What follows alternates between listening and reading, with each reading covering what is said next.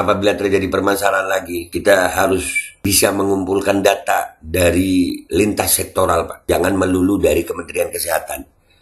Dan semoga Allah Subhanahu wa Ta'ala menghancurkan sehancur-hancurnya para pelaku pembantaian 6 syuhada pengawal kami dan yang memerintahkannya, serta para aktor intelektualnya juga yang merestuinya, dan semua yang terlibat dalam pembantaian sadis dan brutal tersebut secara langsung maupun tidak langsung.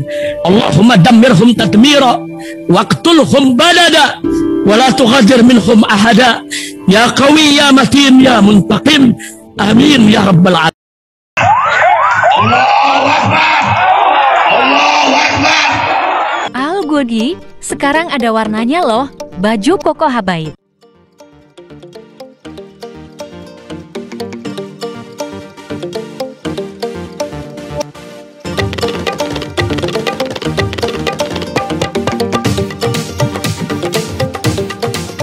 Assalamualaikum warahmatullahi wabarakatuh. Welcome back. Selamat datang lagi di channel Babe Aldo bersama gua Babe Aldo, YouTuber rakyat biasa yang terus satu depan sehat, dan jangan lupa ngopi. Bismillahirrahmanirrahim. Alhamdulillahirabbil alamin, wassalatu wassalamu ala sayyidil mursalin sayyidina Muhammadin wa ala alihi washabihi ajmain. Rabbi shrah li sadri wa yassir li amri wahlul 'uqdatam min lisani yafqahu qawli bi nabi wa alihi. Salam revolusi akhlak, semangat revolusi akhlak. Semoga akhlak kita jadi lebih baik hari ini dibanding kemarin. Panjang umur, perjuangan, merdeka, Allahu Akbar. Salam sejahtera bagi seluruh rakyat Indonesia dimanapun kalian berada. Semoga kalian semuanya dalam keadaan sehat walafiat, tidak kurang suatu apapun. Dan mudah-mudahan kalau ada yang sakit dari kalian, itu menjadi sakit penghapus dosa, menambah pahala. Sakit yang insya Allah segera disehatkan oleh Allah Subhanahu wa Ta'ala dalam sehat yang manfaat. Amin ya rabbal alamin. Oke guys, konten kita kali ini, tapi sebelum gue lupa ini pagi-pagi guys, masih lupa, kopi belum beredar baik di otak gue. Ya jangan lupa ini Babe Aldo Suara Kebenaran, di subscribe ya. Ini channel cadangan guys ya, cadangan untuk jaga-jaga. Mudah-mudahan sih nggak ada apa-apa yang terjadi sama channel ini ya, mudah-mudahan. Jangan sampai terjadi apa-apa sama channel ini. Ini channel yang di atas ini kalian subscribe, oke? Jangan lupa itu. Oke, sekarang masuk ke konten ya. Kita tadi malam debat presiden itu membuat gua makin yakin dengan pilihan gua Anies. Seperti kalian ketahui bersama, gue selama 2020 sampai 2023 itu termasuk aktivis kesehatan, khususnya masalah pandemi kemarin, masalah COVID kemarin. Ini yang kemarin sempat membuat kami ragu-ragu dengan Pak Anies Baswedan, ya, karena Pak Anies itu dulu PSBB duluan, ya kan, terus wajib vaksin duluan. Tapi jawaban dia tadi malam, alhamdulillah. Gua mau ngucapin terima kasih khusus buat Pak Anies, karena jawaban ini akan gua simpen, jawaban ini akan gua rekam, jawaban ini. Jadi kedepannya apabila terjadi ya hal-hal yang tidak diinginkan seperti pandemi kemarin, maka ini menjadi jawaban yang luar biasa buat gue. Apalagi pokoknya gue seneng banget tadi malam nih. Nih kita lihat jawaban Pak Anies ya. Bismillahirrahmanirrahim. Ini waktu ditanya sama Prabowo nih. Prinsip untuk meningkatkan kompetensi kami setuju, Pak. Ini tentang pertanyaan Prabowo, Pak Anies setuju nggak kalau umpamanya kita ngirim murid untuk jadi dokter? Itu kalau gua pribadi ngapain, Pak? Ya ilmu kesehatan itu bukan hanya kedokteran, itu harus ditekankan juga, itu nanti bisa jadi tambahan ya. Sekali lagi, ilmu kesehatan itu ada banyak. Ini tadi malam juga gue bahas. Minta maaf Pak Anies ya, saya stop dulu Pak. Jawaban Pak Anies keren. Ini buat Pak Prabowo nih. Ya ilmu kesehatan itu banyak Pak. Dan dokter di Indonesia ini, masalahnya itu bukan tentang kekurangan dokter Pak. Tapi justru kekurangan anggaran untuk biaya dokter itu tadi, untuk memperkerjakan dokter. Dokter banyak Pak. Udah ada dokter yang jualan sepatu kok. Saking profesinya itu udah, wah saya punya banyak teman dokter. Ya mereka rata-rata ya itu tadi. mereka itu bukan kurang ke dokternya, bukan jumlah dokternya yang kurang. Nah, tapi jawaban Pak Anies ini yang luar biasa nih. Bukan masalah setuju nggak setuju ngirim, kompetensinya setuju. Kita ulangi ya. Nih. Prinsip untuk meningkatkan kompetensi kami setuju, Pak. Karena kompetensi yang meningkat bagaimanapun juga akan bermanfaat. Nah, isunya adalah kita harus melihat apa yang menjadi urgen hari ini. Dan di situ harus berbicara dengan siapa? Berbicara dengan stakeholder. Negara punya kewenangan, tapi sekali lagi pengetahuan dan situasi di lapangan kita harus berbicara dengan stakeholder. Siapa itu? Asosiasi profesi, kemudian Kementerian Kesehatan, dinas di daerah, kemudian para aktivis, para pengamat, para pakar. Itu loh. Jadi stakeholder di bidang kesehatan itu tidak melulu, dengar ini kata Pak Anies ya, tidak melulu dari dinas kesehatan, Kementerian Kesehatan, tapi juga ada dari organisasi profesi, ada dari aktivis, disebut sama Pak Anies itu aktivis. Kami nih Pak Anies, dan buat kalian semuanya, kami nih aktivis. Gue memang bukan dokter, gue memang gak pernah sekolah kesehatan, tapi di bidang kesehatan ini, karena kami aktivis, kami memahami apa yang terjadi di lapangan. Karena kami juga punya jurnal, kami juga punya research. Dan ini, masalahnya itu kalau kita dikuasai oleh satu kelompok aja, kayak kemarin, ya itu maka akan terjadi apa? Pemerintah yang berbisnis dengan rakyatnya. Masih ingat gue, tahun 2022 gue bilang Kemenkes sarang mafia, dan hari ini terbukti. Kenapa? Ya itu, data cuma di situ aja yang dipakai, padahal banyak yang punya data. Ini yang buat gue terima kasih banget Pak Anies. Pak Anies udah luar biasa tadi malam. Pak Anies luar biasa banget. Gue sampai, ya Allah, sampai lompat gue. Lah, ini keren ini. Dengar ini lagi, kita ulang ya. Pak Prabowo sampai angguk-angguk. Pengetahuan dan situasi di lapangan kita harus berbicara dengan stakeholder. Siapa itu? Jadi tentang pengetahuan dan itu harus dengan stakeholder berbicaranya. Siapa itu? Asosiasi profesi, kemudian Kementerian Kesehatan, dinas di daerah, kemudian para aktivis. Para aktivis, kami termasuk ada di situ. Kami termasuk para aktivis yang kemarin selama pandemi kami berjuang untuk membuat rakyat itu sadar, nggak semuanya, dan pemerintah nggak boleh memandatorikan itu. Itu karena apa? Ya semuanya cuma satu itu aja. Bahkan para dokter yang punya pendapat berbeda pun takut untuk berbicara. Itu karena apa? Pemerintahnya otoriter dalam bidang kesehatan. Harus ini, harus PCR. Padahal PCR sampai hari ini belum pernah diaudit. Ada tuh Luhut ngomongnya, ayo audit PCR, kalau aku nggak salah aku tumbuk kau. Itu kan ada juga di podcastnya Deddy. Sampai hari ini mana auditnya? Sampai kita datengin kantornya. Kita datengin, kita bilang, ayo pak, audit pak. Kalau saya salah tumbuklah saya. Ayo. Sampai hari ini mana diaudit? Nah itu karena terfokus di bidang kesehatan itu hanya satu pendapat aja, satu kelompok pendapat aja. Padahal stakeholdernya ada banyak, termasuk aktivis kesehatan. Dan itu alhamdulillah Pak Anies. Ini membuat kami yakin kepada Pak Anies bahwasanya Pak Anies nanti insya Allah ke depannya di bidang kesehatan akan jauh lebih menghargai daripada pemerintah yang sekarang. Salam perubahan Pak Anies. Terima kasih Pak Anies. Lanjut. Para pengamat, para pakar, kumpulkan datanya, lihat apa yang menjadi kebutuhan. Sehingga benar, Pak. Kita bukan meloncat langsung ini adalah yang dibutuhkan. Betul Pak. Kenapa? Karena seringkali yang kita anggap sebagai kebutuhan belum tentu di lapangan itu menjadi kebutuhan. Tapi prinsip pengembangan kompetensinya setuju Pak. Betul. Dan bila memang diharuskan untuk belajar ke luar negeri, maka go ahead. Tapi bila dibalik, profesor yang dibawa ke sini, institusinya dibawa ke sini juga tidak masalah. Karena dengan begitu proses belajar itu akan terjadi. Jadi kami melihat pengembangan kompetensi itu baik. Jangan, tapinya memastikan sesuai dengan data yang ada supaya apa yang kita investasikan bisa menjawab kebutuhan. Jadi ada unsur pentingnya, ada unsur urgensinya. Kita kerjakan mana? Yang dapat dua-duanya, yang urgen dan yang penting, supaya hasilnya bisa langsung kita manfaatkan untuk Indonesia. Begitu jawabannya kira-kira Bapak. Terima kasih. Masih ada waktu Bapak? Keren Pak Anies.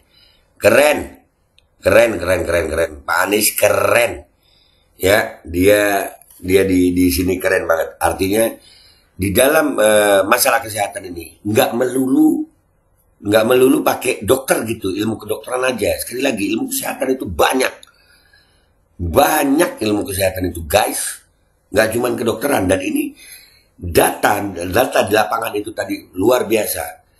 Nah, gue berharap ya dengan perubahan ini, maka kedepannya apabila terjadi masalah kesehatan yang seperti kejadian luar biasa kemarin, pemerintah tidak hanya terpaku kepada data dari Kemenkes saja. Karena ternyata Kemenkes kan sarang mafia. Akhirnya timbulnya bisnis. Sampai hari ini sekali lagi. Nih gue sebut. Pak Luhut minta itu. Ngomong di podcast Deddy Kobuzier. Ayo. Audit PCR. Kalau enggak, aku enggak terbukti salah. Kutumbuk kalau ya. Itu kan kata Pak Luhut tuh. Nah. Buat kami kepingin diaudit. Ayolah, enggak apa-apa Pak. Kalau kami salah, tumbuklah kami ini. Enggak apa-apa. Jangan tumbuk. Hukumlah sekalian. Ya, tapi kalau kau salah, memang terbukti PCR itu ada yang salah, dari mulai fungsinya sampai harganya, maka Pak Luhut harus bertanggung jawab. Nah, ini mungkin yang membuat takut mereka. Gue yakin PCR itu bukan alat yang pas, bukan golden standard untuk menentukan kemarin. Apalagi harganya naik bisa sampai 2 juta lebih. Itu permainan. Akhirnya negara berbisnis dengan rakyatnya. Itu. Sekarang kita lihat yang jawaban Pak Anies sama Pak Ganjar nih sekarang. Ya, masalah kesehatan puas gue. Puas sama jawaban Anies tentang masalah kesehatan. Sekarang yang di Pak Ganjar ya, kita lihat dulu. Bismillahirrahmanirrahim. Yang tadi sampaikan baik, dan izinkan saya meneruskan. Bahwa salah satu persoalan utama adalah pusat kesehatan masyarakat kita saat ini diarahkan terlalu fokus pada hal-hal yang sifatnya kuratif. Lalu urusan kesehatan seakan menjadi urusan Kementerian Kesehatan dan Dinas Kesehatan saja. Dan salah satu masalah utama adalah banyak yang disebabkan oleh pola hidup yang tidak sehat. Karena itu kami melihat yang disebut sebagai promotif, preventif, kuratif ini harus seimbang. Jadi kesehatan itu harus lintas sektoral. Kami pernah lakukan ini di Jakarta. Betul, Pak. Yang kita kerjakan misalnya membangun air bersih misalnya di Kepulauan Seribu supaya mereka dapat air yang sehat. Yang kedua membangun taman-taman, membangun jalur sepeda, kemudian membangun trotoar, membuat orang berjalan kaki, festival olahraga. Jadi unsurnya adalah lintas sektoral supaya dana itu bukan hanya pada Dinas Kesehatan tapi pada betul Pak, lintas sektoral. Ya, kesehatan. Contoh nih ya, pandemi kemarin. Nggak harus melulu dengan wajib vaksin, nggak harus. Ada cara lain, banyak cara lain. Dan alhamdulillah kami membuktikan di lapangan dengan data-data bahwasanya orang bisa sehat tanpa itu. Ada orang gini guys, ya namanya juga kesehatan, bukan kedokteran. Kesehatan itu ada berbagai ilmu tentang kesehatan. Ada ilmu kesehatan Cina, ada ilmu kesehatan Islam, ada ilmu kesehatan lokal Indonesia. Ada ilmu kesehatan, ilmu kedokteran itu justru itu ilmu yang terbaru malah. Yang udah ada dari dulu itu paling tua kalau nggak salah yang gue pelajari adalah ilmu kesehatan Cina. Baru itu Islam itu beberapa ribu tahun. Bahkan Indonesia juga termasuk lama itu. Ilmu kesehatan Indonesia. Jadi ini benar-benar lintas sektoral. Jadi pengobatan itu nggak melulu dengan lewat dokter. Nggak melulu lewat farmasi. Ini yang paling penting. Dan alhamdulillah sekali lagi kesimpulannya gue terima kasih sama Pak Anies. Jawaban Pak Anies yang menyebut tentang aktivis kesehatan itu membuat kami terharu sebagai aktivis kesehatan, Pak. Terima kasih, Pak. Terima kasih. Terima kasih banyak. Dan kedepannya, Pak, mudah-mudahan kalau Pak Anies jadi, ya, apabila terjadi permasalahan lagi, kita harus bisa mengumpulkan data dari lintas sektoral, Pak. Jangan melulu dari Kementerian Kesehatan. Terima data dari kami. Jadikan itu dasar atau kami siap berdiskusi dengan siapa saja. Kami mungkin bukan tenaga ahli kesehatan, tapi apa yang kami pelajari itu kami yakin itu benar. Dan itu kami pertanggungjawabkan. Kami bersedia untuk berdiskusi, berargumentasi tentang data, tentang cara pikir, tentang fakta. Karena ini semuanya tentang rakyat Indonesia. Jadi itu aja, terima kasih. Dan buat rekan-rekan yang masih ragu dengan Anies Baswedan, kemarin banyak rekan-rekan gue yang masih ragu dengan Anies Baswedan masalah kesehatan. Karena Pak Anies Baswedan selama Gubernur Jakarta, dia mewajibkan vaksin, PSBB. Itu alasannya kemarin udah disampaikan waktu desak dengan Nakes, bahwasanya dia karena ini baru dan itu terkait dengan pusat juga. Jadi ayolah Anies Baswedan pilihannya. Alhamdulillah, alhamdulillah kita perjuangkan Anies Baswedan. Jangan lupa 14 Februari pergi ke TPS untuk coblos nomor urut 1 Anies Baswedan dan Abdul Muhaimin Iskandar. Semoga Allah ijabah ini dan semoga Allah berikan kemenangan sehingga masalah kesehatan ini Indonesia, rakyat Indonesia benar-benar berdaulat kemerdekaannya. Tidak harus terpaku kepada satu saja. Itu aja ya guys dari gue minta maaf kalau ada salah. Sampai jumpa di konten gue berikutnya. Wabillahi taufiq wal hidayah. Wassalamualaikum warahmatullahi wabarakatuh. Dan ini gue sampein video 2 ini gue gandeng di belakang nih, yang fullnya nggak gue reaksi, oke? Prinsip untuk meningkatkan kompetensi kami setuju Pak. Karena kompetensi yang meningkat bagaimanapun juga akan bermanfaat. Nah isunya adalah kita harus melihat apa yang menjadi urgen hari ini. Dan di situ harus berbicara dengan siapa? Berbicara dengan stakeholder. Negara punya kewenangan, tapi sekali lagi pengetahuan dan situasi di lapangan kita harus berbicara dengan stakeholder. Siapa itu? Asosiasi profesi. Kemudian Kementerian Kesehatan, dinas di daerah, kemudian para aktivis, para pengamat, para pakar. Kumpulkan datanya, lihat apa yang menjadi kebutuhan. Sehingga kita bukan meloncat langsung ini adalah yang dibutuhkan. Kenapa? Karena seringkali yang kita anggap sebagai kebutuhan belum tentu di lapangan itu menjadi kebutuhan. Tapi prinsip pengembangan kompetensinya setuju Pak. Dan bila memang diharuskan untuk belajar ke luar negeri, maka go ahead. Tapi bila dibalik, profesor yang dibawa ke sini, institusinya dibawa ke sini juga tidak masalah. Karena dengan begitu proses belajar itu akan terjadi. Jadi kami melihat pengembangan kompetensi itu baik.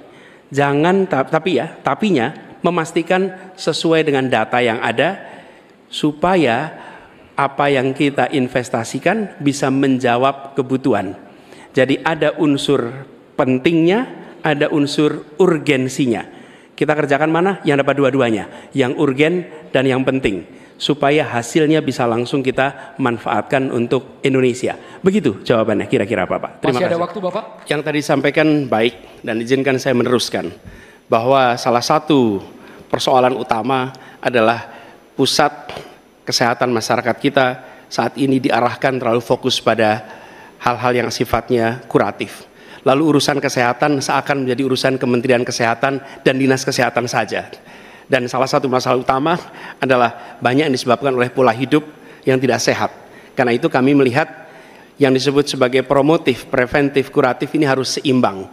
Jadi kesehatan itu harus lintas sektoral. Kami pernah lakukan ini di Jakarta. Yang kita kerjakan misalnya membangun air bersih misalnya di Kepulauan Seribu supaya mereka dapat air yang sehat. Yang kedua membangun taman-taman, membangun jalur sepeda, kemudian membangun trotoar, membuat orang berjalan kaki, festival olahraga. Jadi unsurnya adalah lintas sektoral supaya dana itu bukan hanya pada dinas kesehatan tapi pada. Bismillahirrahmanirrahim guys, sekarang ada babe rolen, babe roti molen. Roti ini dibuat yang pasti rasanya enak ya, ada 3 rasa. Nih, ada pisang keju, ada tape keju, ada pisang coklat. Ini dibuat tanpa bahan pengawet dan melayani pesanan-pesanan kalian yang seputaran Jabodetabek, bisa buat nemenin ngopi, buat acara-acara boleh.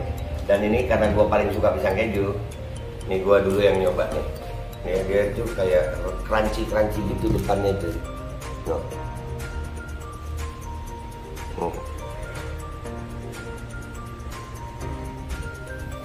Lu tahu kerannya di depan nih, terus di dalamnya empuk. Ya Allah. Udah nggak usah lama-lama, lu kalau kepingin langsung pesen aja, itu ada nomor WA-nya, nanti gua kalau cantumin, ada juga IG-nya, langsung pesen, murah. Cuman nanti dia tanya itu 35.000 kalau nggak salah, ya.